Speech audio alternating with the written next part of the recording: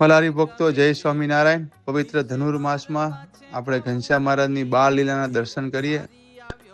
એક વખત ઘનશ્યામ મહારાજ અને બાળકો આ જગ્યા ઉપર જ્યાં આંબાના વૃક્ષો હતા ત્યાં રમવા આવેલા। રમતા રમતા રાત પડી ગઈ તો મહાઅસુર કાલિદત્ત બાળકનું રૂપ ધારણ કરીને ભગવાનને મારવાના હેતુથી ત્યાં આવ્યો।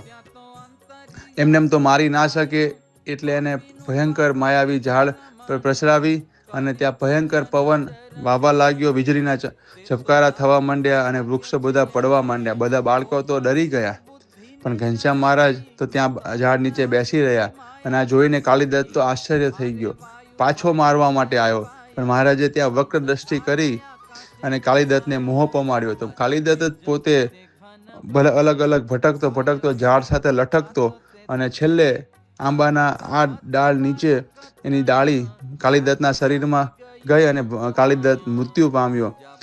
અને મહારાજે ત્યાં કાલિદત્તનો મોક્ષ કર્યો। અને પછી તો બધા ગામમાંથી ગોતતા આવ્યા, ઘનશ્યામ મહારાજ ક્યાં ગયા, બાળકો ક્યાં ગયા? તો જોયું તો આટલો મોટો ભયંકર કાલિદત્ત ત્યાં મૃત્યુ પામેલો જોઈને બધાએ તો ગભરીત થઈ ગયા કે આ તો હવે ઘનશ્યામ નહીં રહ્યા હોય।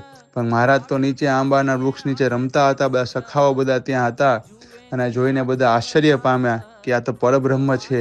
એવી લીલા મહારાજે અહીંયા કરેલી, એટલા માટે આ સ્થાનનું નામ કાલિદત્ત મોક્ષ સ્થાન છે। તો આપણે દર્શન કરીને પાવન થઈએ। ધનુર્માસમાં યાદ કરીએ કે મહારાજે આ સ્થાને લીલા કરેલી। જય સ્વામિનારાયણ। કરી ગર્જના ઘોર ગંભીર, ચડ્યો આકાશ માહી અધીર, કર્યું પર્વત પ્રાય શરીર, પડ્યો ઓચિંતો પાપી અધીર।